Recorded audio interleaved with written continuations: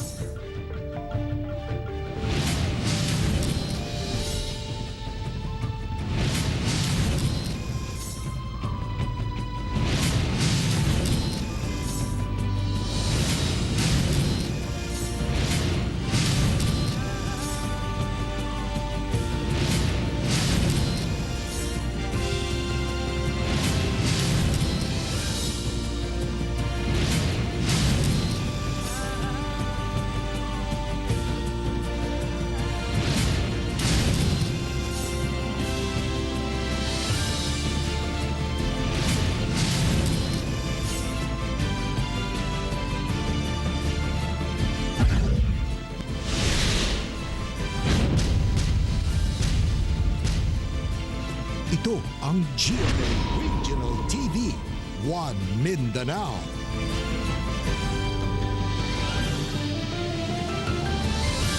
Mga hapon Mindanao, kini ang GMA Regional TV 1 Mindanao. Hatod namang pinakadagko ug pinakalaing balita sa Mindanao. Ako si Tek Ocampo. Sara Hilomen Velasco. Real Soroche, live gikan tini sa GMA Davao Complex.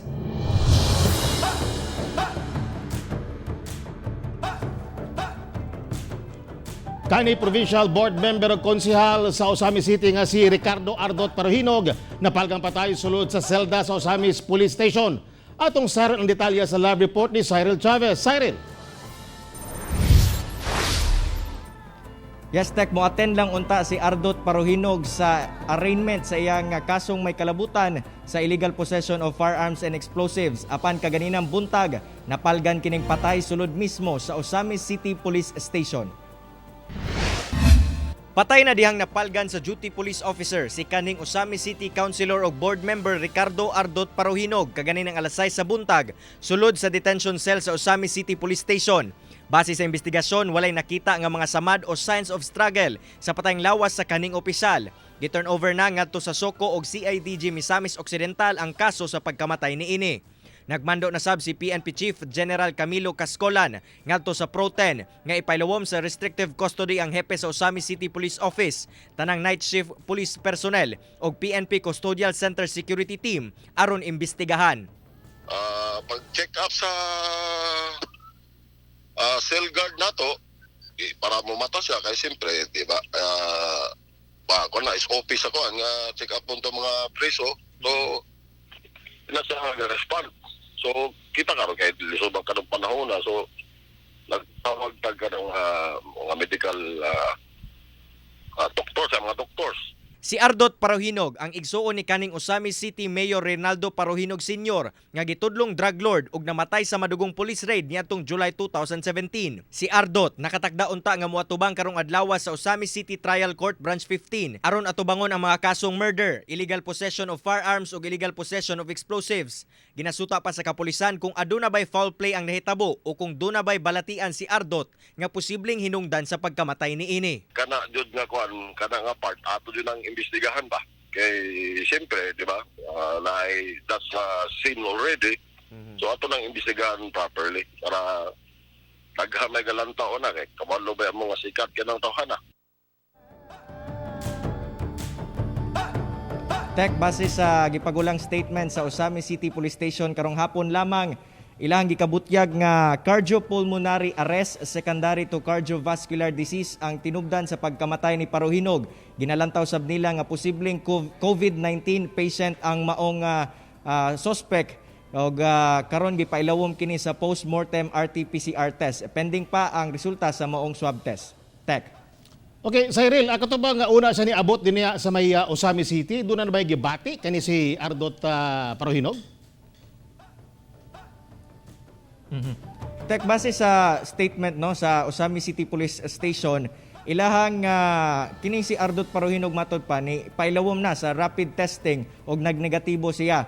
Busa kini natugutan na masulod siya diya sa selda sa Osami City Police Station apan ila pong namatikdan na medyo luya og kining murag wala sa iyahang kaugalingon or naguol kining si Ardot Paruhinog. Hinoon sa ilahang panlantaw basin nga naguol lamang matud pa kini sa iyahang mga patong-patong nga kaso nga gikaatubang. Busa nagkurat na lamang sila kaganinang buntag na dihang napalga nila nga wala na kinabuhi kining kanhing opisyal. Tek. Okay, katapusan po na Cyril. Kumusta karon ang status sa hepe ng mga pulis dito sa may Osami City Police Station? Tek, base sa kining latest info natong nadawat, kining Osami City Police Station mulagi kay nagawas naman ang certificate gikan sa medical legal nga possible COVID-19 patient kining si Paruhinog. Gipailawom nila karong hapon lamang sa disinfection ang tibuok police station og kining hepe sa Osami City Police Station padayon gyapon sa iyang pagtrabaho apan nasa restrictive orders subay na sab sa mando gikan sa Campo Crame diya kaniya aron kini sa mas pailawom pa nga investigasyon kalabot sa pagkamatay ni Ardot Paruhinog. Tek. Okay, daghang salamat, Cyril Chavez. Patong-patong nga kaso ang atubangon sa suspect nga hinungdan sa sunog kagahapon sa Leon Garcia, Agdao, Davao City. Human apil na sunog ang eskwelahan sa lugar. Ani ang detalye? Ngayon kong Inday Sara Pasaylo ug sa mga tao. Igo na lang sa pagmahay ug pangayog pasaylo ang sospek na si Roberto Manyalong sa nahitabong sunog kagahapon sa kadlawon sa Leon Garcia, Agdao diin gatusan ka pamilya ang nawad-an og panimalay. Gawa sa kabalayan, nalakip kasunog ang usa ka building sa Congressman Manuel Garcia Elementary School nga bag-uhay lang na turnover. Naay 7 ka classroom sa Congressman Manuel Garcia Elementary School nga gina-estimate na nga ang damage ani mo abot og more or less 1 million. Nasayran nga hubog day ang maong sospek ug sa walay igong rason gidabdaban niini ang iyang boarding house nga mikatag sa ubang kabalayan. Gawa sa kasong atubangon niini sa gipasaka sa mga residente, mag-atubang usab kini og dugang asunto sa gobyerno human nadamay ang eskwelahan. Busa dunay pahimangno ang otoridad. Dili to justification nga nakainom siya og nawala iyang panimuot kay kanang gipasakaan na nato og kaning appropriate charges sa piskalya. Ako, si Real Soroche para sa One Mindanao. Inahan og 10-month-old nga anak nini nagpositibo sa COVID-19 sa Cagayan de Oro City. Ani ang COVID-19 update sa Mindanao pinaagi nining report. Nadugangan og duha ang ihap sa nagpositibo sa COVID-19 sa Sarangani Province. Laki pang usa ka 2 anyos nga batang lalaki nga taga Maasim ug dunay history of exposure sa nagpositibo na sa COVID-19. Ang laing usa, 56 anyos nga babaeng taga Alabel nga natakdan sab sa usa ka COVID-19 patient. Sa karon 83 na ang total COVID-19 cases sa Sarangani Province, 67 recoveries ug usa ang namatay. Sa General Santos City, gi-lockdown na ang Zone 8 sa Barangay Bula. Human namatay ang usa ka 65 anyos nga lalaking nagpositibo sa COVID-19. Gidala pa sa usa ka private hospital ang maong pasyente kay naglisod na kini sa iyang pagginhawa apan namatay kini. Misa ka na sa 86 ang confirmed COVID-19 cases sa General Santos City. 49 ang nakarecover ug usa ang namatay. Sa Davao City, nakarecover na sa COVID-19 ang 1-month-old baby girl nga taga Tomas Monteverde Sr. sa Agdao. Doon na 1,409 confirmed COVID-19 cases ang Davao City, 1,147 recoveries ug 55 ang namatay. Sa Cagayan de Oro City, napulo ang nadugang sa kaso sa COVID-19 sa syudad. Lakip ang 27 anyos nga inahan ug 10-month-old baby girl niini kinsa mga residente sa Makanhan, Barangay Carmen. Nagpositibo sab ang 46 anyos nga babaeng barangay official sa Barangay 26. Samtang ang laing 7, nag-edad og 16 anyos hangtod 28 anyos nga mga lalaki ug babae. Ana-ana sa 331 ang kumpirmadong kaso sa COVID-19 sa Cagayan de Oro City. 226 ang nakarecover ug 11 ang namatay. Samtang gikonsidera ng epicenter sa local transmission cases sa COVID-19 sa Caraga Region ang Butuan City tungod sa padayong pagsaka sa COVID-19 cases sa syudad. Miabot sa 29 kabagong kaso ang natala sa syudad ug 13 niini tungod sa local transmission. Ang Butuan City karon mauna ang epicenter sa atong local transmission cases. Ang dakbayan sa Butuan City uban sa national government agencies is now coordinating with each other to implement strict enforcement of minimum health standards. Samtang nadugangan sab ang ihap sa namatay sa COVID-19 sa Butuan City, kinsa taga Barangay Limaha, Barangay Libertad ug Barangay JP Rizal. Duna na 236 confirmed COVID-19 cases ang Butuan City, 129 recoveries ug 11 ang namatay. Sa Iligan City, nagpositibo sa COVID-19 ang usa ka 2 anyos nga batang lalaki nga taga Barangay Tambakan. Duna siya history of exposure sa nagpositibo na sa COVID-19. Asymptomatic kini ug anaa sa isolation facility. Misa ka na sa 377 ang confirmed COVID-19 cases sa Iligan City. 142 ang recoveries ug 14 ang namatay. Samtang may bisita si National IATF Chief Implementer Secretary Carlito Galvez Jr. ug PCOO Secretary Martin Andanar sa Iligan City, kauban ang Regional IATF sa Region 10 aron hisgutan ang pamaagi sa pagkontrol sa local transmission sa syudad. Ang Iligan City ang bugtong lugar sa nasod nga gibutang ubos sa Modified Enhanced Community Quarantine. Ako si Sara Hilomen Velasco para sa One Mindanao. 33 na ka mga barangay sa Iligan City ang dunay mga kaso sa COVID-19. Hinuon, sakto pa man ang isolation facility sa syudad alang sa mga mabot nga locally stranded individuals ug returning overseas Filipinos. Ang airport ni Argel Relator. Sa interview kay Iligan City Mayor Celso Rehencia sa Unified Morning Show nga At Home with GMA Regional TV, iyang gibutyag nga ang mismong ang LGU Iligan ang nag-request nga isaka ang ilang quarantine classification nga karon ana-ana sa MECQ. Among request is enhanced community quarantine pero wala ka matuguti niini. So atong giutro hangyo pinagi ni General Galvez ang atong SAR COVID tungod lagi sa paspas nga pagsaka pod sa local transmission dinhi sa atuang syudad. Sa 44 ka mga barangay, 33 niini nga anaa sa coastal areas ang dunay mga kaso sa COVID-19. 11 ka mga barangay nga walay kaso mao ang anaa sa bukirong bahin sa syudad. Hinuon, sakto pa ang isolation facilities sa syudad. Busa, wala pa nagkalisod ang LGU sa pagdawat sa mga LSI ug ROF. Ubo sa MECQ, gipang lockdown ang mga lugar nga dunay kumpirmadong kaso sa COVID-19. Ato nang ipatuman ang curfew nga magsugod gikan sa alas 7 sa gabi paingon sa alas 5 sa buntag. O ato na pong ipatuman ang ganing niyang color coding among nang gibuhat sa una ang paglimita sa mga tao nga nagpuyo sa mga nagalanayang barangay. So doon namin unom ka clustering. Usa lang ka miyembro sa pamilya ang tugutang makagawas aron mopalit og essential needs. Giaprubahan na sa City Council ang supplemental budget alang sa COVID-19 response sa syudad. Ako si Argel Relator para sa One Mindanao. Payout alang sa second tranche sa Social Amelioration Program sa Zamboanga City, nagkagubot. Ano ang dugang detalye? Taas ang linya sa daplin sa kalsada sa Zamboanga City alang sa mga benepisyaryo sa second tranche sa SAP. Wala gipanumbaling sa mga tao bisa ng kainit sa adlaw. Ang social distancing wala na masunod. Bisa ng mga pulis ug sundalo sa Task Force Zamboanga naglisod pagkontrol sa mga tao nga gustong mauna.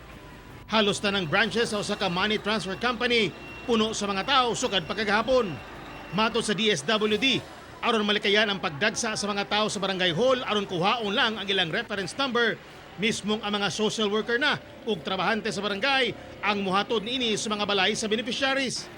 September 5 pa nagsugod ang mobile payout sa mga barangay. Anaa sa 116,000 ang target beneficiaries sa Zamboanga City alang sa second tranche sa SAP. Ako si Teco Campo para sa One Mindanao. Gilauman nga karong bulan sa Setyembre, tugutan na ang island hopping o ubang pang tourism activity sa Samal Island. Anang report ni Jandy Esteban.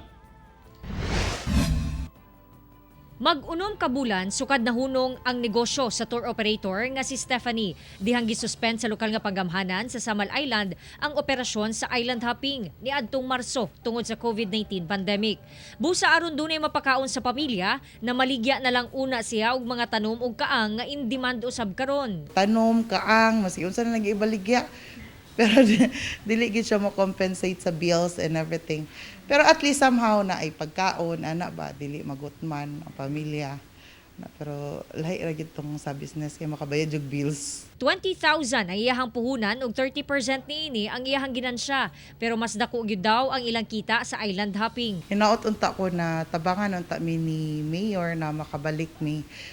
Rest assured we will abide with the guidelines sa city and sa marina because we are governed with marina din po. Good news alang kaniya og sa ubang tour operators. Gumikan hapit na tugutan ang island hopping ug uban pang tourism activity sa Samal. Third week of September or by September 16, hinay-hinay nato ibalik ang scuba diving, aqua sports, the island hopping. Then the same pod, 50%. Then of course the QR system will still be there para ma-monitor nato sila. Pero gihangyo sa mayor ang mga operators nga siguruhon nga matuman ang health protocols aron mapugnan ang pagsaka pa sa kaso sa COVID-19 sa isla. Gihangyo usab sa mayor ang mga turista sa Samal nga dili mamakak sa ilahang health declaration forms. Mao na ang hangyo lang yun nako sa mga bisita na be truthful katong sa mga isulat nimo na mga info. Kay kung magbakak ka diha and naigo kag COVID unya na makak ka, pwede magdisod ta, pwede po namo ka pailan og kaso. Kauban si Mel Colmenares sa kamera. Ako si John D. Esteban para sa One Mindanao. Gihatagan og pwesto sa usa ka mall sa Davao City ang mga mag-uuma sa Pakibato District aron masuportahan sila ug mabaligya ang ilang mga gulay ug prutas sa publiko. Dugang detalye sa live report ni Sheila Vergara Rubio. Sheila. Sara, ang mong asosasyon sa mga mag-uuma mo kini sila ang nagapwesto kaniadto sa kilid sa usa ka tulunghaan sa Barrio Obero apan na paundang tungod kay magdasok na mga tao bunga sa kagamay sa area. Gipapwesto karon sa usa ka mall sa Obrero Nindakbayan ang asosasyon sa mga mag-uuma sa Pakibato District dinhi sa parking space aron makadisplay kini og tarong sa ilang mga produktong gulay, prutas ug lamas. Buot sa management sa mall nga masuportahan ang local products sa mga mag-uuma sa syudad, ilabi na karong panahona nga naglisod ang kadaghanan bunga sa pandemya sa COVID-19. We also want to support local farmers. So we are helping them through this initiative na makabaligya sila diri sa mall na mas daghang tao, mas makitaan pud sila versus na kanang dito lang sila sa ilahang lugar. Matag adlaw magpwesto ang maong mga mag-uuma sa parking area gikan sa alas 5 sa buntag kutob gabii. Matag simana magpuli-puli ang mga mag-uuma sa makapwesto dinhi. Sumala ni Rosela Timbalan, usas mga manindahay nga dakong tabang kanila nga dinhi sa downtown sila makabaligya kaysa sa mag-agad sa mga komprador nga mosaka sa bukid aron mopalit sa ilang uma. Kaysa dito barato man ko dito kaayo ma'am, halos pangayoon lang. Nga mas mayo makababa mi diri makabaligya mi. Gawas nga barato ang presyo sa mga preskong produkto, makatabang pa sa ilang kahimpang sa karon nga dunay pandemya. May na lang makahalin mi ma'am, makabalit mi kinahanglan namo. Sabi na sa mga estudyante ang hinahanglan mga biste, mga pagkaon. Sara, usa ka bulan lamang unta ang plano nga mamahimong makapwesto ang maong mga farmer sa maong parking space sa maong mall apan plano karon o gilaraw karon nga i-extend pa sila. Sara. Okay, daghang salamat Sheila Vergara Rubio.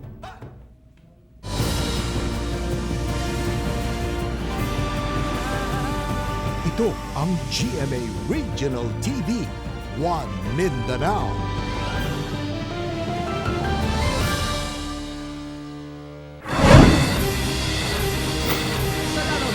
Tulo ang patay samtang upat na nadakpan atol sa one-time big-time operation nga gilusad sa kapulisan sa PRO Region 10. sa Purok 2 Dimaraw sa lungsod sa Bacolod. Sumala pa, misukol kuno hinungdan nga napusilan sila Ali Ampaso, Jamil Aminuddin o Guna Balua. Lakip sa upat nga nadakpan ang usa ka barangay kagawad. Nakuha sab gikan sa mga sospek ang gituang shabu, mga baril o granada.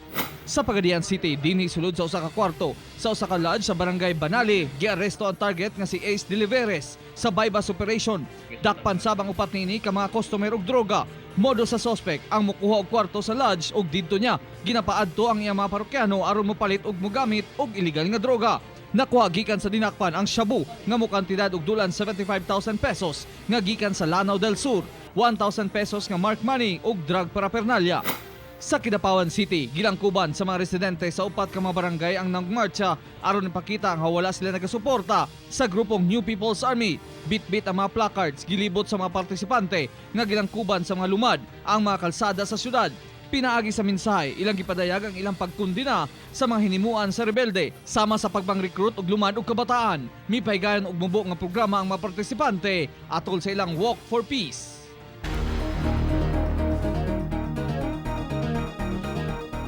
Mga tao nagdasok sa shopping center sa Santo Tomas, Davao del Norte. Wala na matuman ng social distancing. Anang report ni John D. Esteban. Nakuhaan ang pagdasok sa mga tao gawa sa bag-ong tukod nga shopping center sa Santo Tomas, Davao del Norte.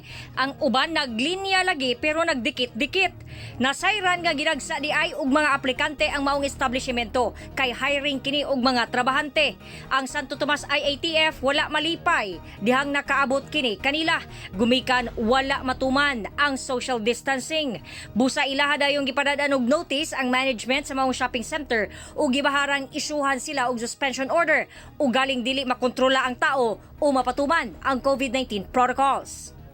Gipaadto ang ato ang Philippine National Police team gikan sa ato ang PNP station ug gipaundang ang maong pagpanagtapok.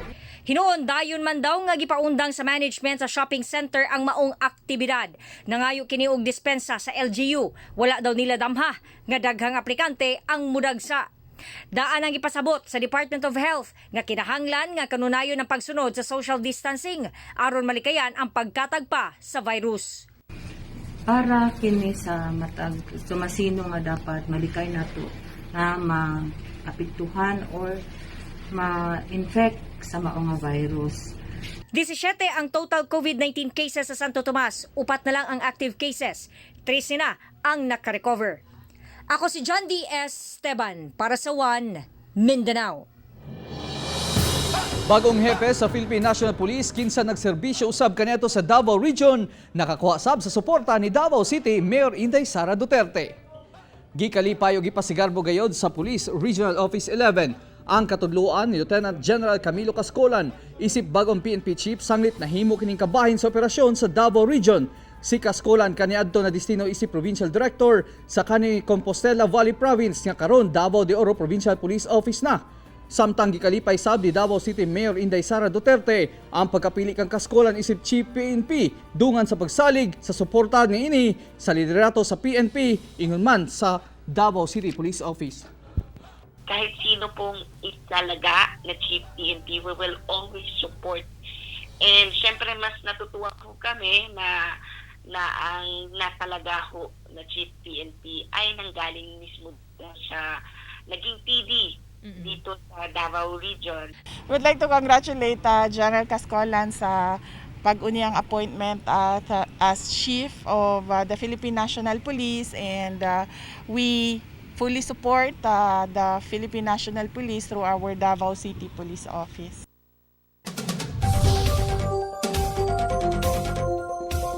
Bisan sa kainit sa panahon, lauman gihapon ang mga pagulan sa pipila ka parte sa Mindanao karong weekend. Ang tibok Mindanao makasinati og panalagsang pagdagom ngadto sa mapanganurong kalangitan inubanan sa pagulan tungod sa localized thunderstorms ilabi na sa Zamboanga provinces, Northern Mindanao, Barm ug Davao City. Gipay mangnuan ang mga nagpuyo sa mga lugar nga magmabinantayon sa flash floods ug landslide. Alas 11 sa buntag, nakasulod na sa Philippine Area of Responsibility ang bagyong Christine nga nasa 1,340 kilometers silangan sa extreme northern Luzon. Dili noon kini direktang makaapekto sa panahon sa Mindanao. Samtang ang weather condition din sa tong dakbayan or sa tibok rehiyon sa Mindanao, adunay maayo nga weather condition karong adlaw gawas lamang sa mga kalit ng mga pag-ulan, labi na sa mga bukid nga dapit masinatik ni hapon or sayo sa gabi. Epekto sa ginatawag nga localized thunderstorms ug ang coastal areas palibot sa Mindanao. Hapsay nga na sa ekstrangan ang kondisyon sa kadagatan. Dala sa mong hangin gikan sa watang sidlakan ngadto na sa watang kasadpang.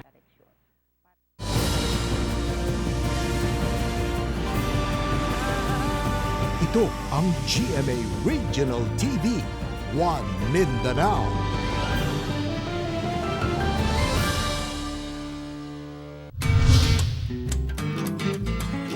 Na-excited ko sa mga regalo nga ihatag sa kuha o inom unlimited nga beer. Kay beer month na. Purpose naman.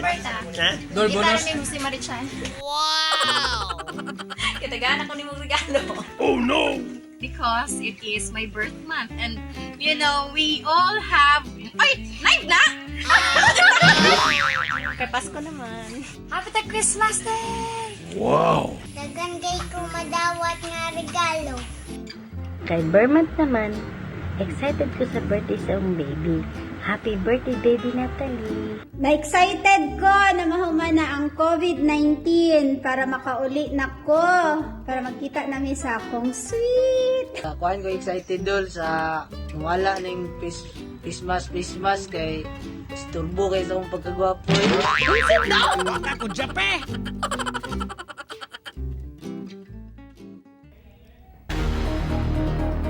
Kapin 232,000 na ang nataptan ng COVID-19 sa Pilipinas.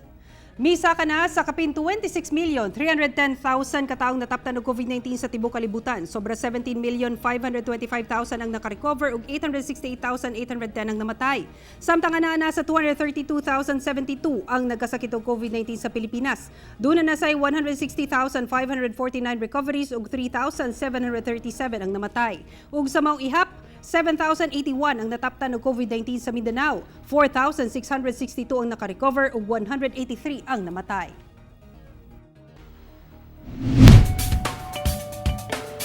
Usa ka water sports organizer sa General Santos City, dunay laing diskarte atong sayron sa report ni Argel Relator.